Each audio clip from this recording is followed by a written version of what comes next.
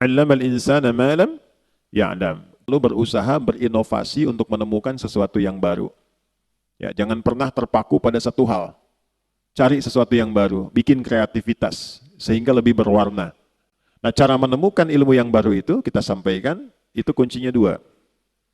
Satu, rajin mendekati Allah, ya kan?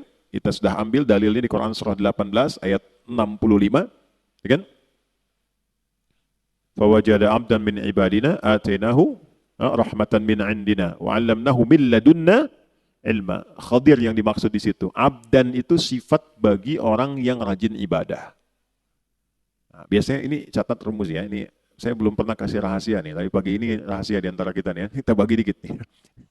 Jadi di Quran itu, Nabi saja, itu panggilannya itu dibagi 3 oleh Allah. Oke? Itu Nabi, ya ayyuhan Nabi. 2 Rasul. Ya? Yang ketiga Abdun. Kalau misinya adalah pesan untuk menyampaikan informasi di lingkup pribadi dan keluarganya. Ada yang sifatnya khusus, ada yang bisa kita tiru. Itu panggilannya biasanya Nabi. Tapi kalau sifatnya informatif untuk semua, informasinya semua akses, itu Rasul. Jelas? Tapi kalau disebutkan sifat ibadah beliau yang demikian tinggi, itu panggilannya Abdun. Menariknya, tidak ada satupun nabi dalam Al-Quran yang disebutkan kata Abdun kecuali bersanding dengan keistimewaan. Ya. Pokoknya kalau sudah Abdun pasti nikmat, ni'mal abdu innahu, dan seterusnya. Ya. Nabi Muhammad itu saat diundang Isra dan Mi'raj, hal tertinggi yang belum pernah dialami para nabi dan rasul sebelumnya, itu panggilannya bukan rasul, bukan nabi, tapi Abdun. Subhanalladzi asra bi abdihi, bukan bi rasulihi, bukan bi nabihi. Jadi ternyata Allah naikkan derajat kita itu, ditambah gitu, itu saat kita menghamba. Makanya sering saya katakan, kalau kita rajin sujud menunduk, Allah pasti mengangkat. Tapi kalau orang banyak mengangkat, Allah pasti tundukkan itu. Ya, pasti ditundukkan dengan cara apapun. Nah, jadi termasuk rumus ilmu pengetahuan. Kalau ingin ditambah ilmunya, Allah kasih tambahan, maka naikkan status abdunnya. Dan di Quran, amalan seorang abdun itu selalu dibuka dengan iman. Iman dulu, baru amalan, baru jadi hamba. Contoh, sholat itu deklarasi keabdunan kita, penghambaan kita pada Allah. Deklarasi pertamanya dalam sholat. Karena itu kita katakan, iyyaka na'budu wa iyyaka nasta'in. Ya Allah, kami sekarang menghamba sebagai abdun. Kan? Dan kami mohon pertolongan darimu. Itu pertama kali kita katakan dalam sholat. Kalimat sholat itu dibuka dengan iman. Pertama kali di Quran. Al-Baqarah ayat 3. Alladzina yu'minuna bil ghaibi wa yuqimunas sholah. Iman dulu, baru sholat. Nah, kalau sholat konsisten, imannya diisi bagus, itu persamaannya ilmu diberikan. Di mana ditemukannya? Di Quran surah ke-58, Tarawih semalam, Al-Mujadalah. Di ayat yang ke-11. Ya. Iman dulu, ya ayyuhalladzina amanu, ya kan? Perhatikan kalimatnya. Ya ayyuhalladzina amanu, idza qila lakum tafassahu fil majalisi fafsahu yafsahillahu lakum. Wa idza qila lakum unshuzu syuzu. Yarfa'illahu alladhina, iman dulu. Amanu minkum walladhina utul ilma darajat. Kalau iman naik, ilmu pasti ditambah.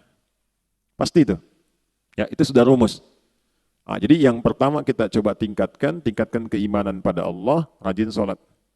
Sholat, ya, nanti pasti akan ditemukan hal baru. Yang kedua, ikuti petunjuk Nabi. Misal, kalau mau belajar, ikuti petuah dari Nabi. Begini cara belajarnya. Keluarkan kitabul ilmi. Kalau mau bisnis, ikuti pola bisnis yang ditunjukkan Nabi. Kalau di birokrasi, di kedudukan, ikuti bagaimana petunjuk Nabi. Ambil value-nya, maka apa yang terjadi? Perhatikan kalimatnya. Al-Baqarah ayat 151.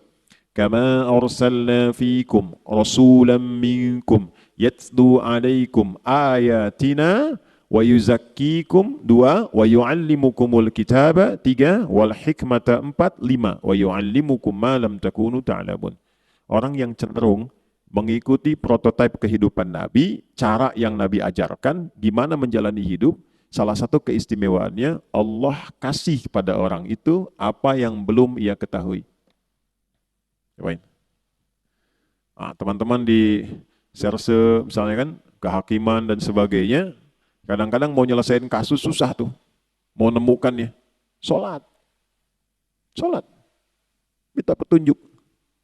Ya, tiba-tiba selesai ketiduran, mimpi, dapat. Tiba-tiba dapat pencerahan kemana arah. Itu bisa terjadi. Di bisnis begitu. Ya, begitu diikuti polanya, Abdurrahman bin Auf tuh dari mana sih modal pakaian datang ke Madinah? Dalam 3 tahun kok jadi orang kaya, kemudian valuasi hartanya di awal sampai 923 miliar dolar. Dihitung sekarang itu, 14.700 triliun. Nabi wafat, kita coba riset itu kurang lebih valuasinya 72.000 triliun.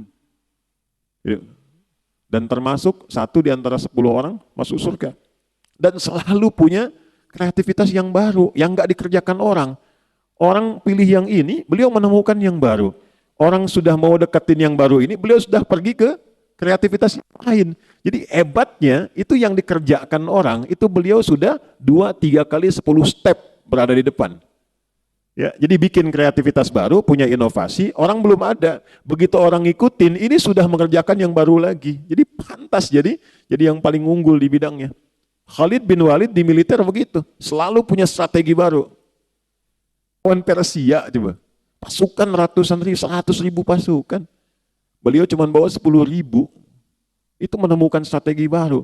Jadi ada seorang di barat itu sampai kemudian meriset bagaimana seorang Khalid itu bisa menjadi jenderal paling unggul di lapangan. Itu dilihat gitu. Dan itu terjadi utamanya setelah masuk Islam. Sebelum masuk Islam hebat dalam strategi perang Uhud. Setelah masuk Islam lebih hebat lagi. Nah itu jadi bab. Kalau dipelajari bisa sukses di bidangnya. Kalau sudah sukses, jadi apapun. Jadi ilmuwan, jadi ulama, kan? Pebisnis kaya, yang kedudukan jadi jabatan, jadi jenderal, macam-macam birokrasi, udah jabatan tinggi. Kalla, jangan pernah terjadi. Innal insana la yatgha. Jangan pernah terjadi munculnya potensi-potensi menyimpang, bersikap berlebihan. Ar-ra'ahu istaghna, karena sudah merasa lebih dari sebelumnya.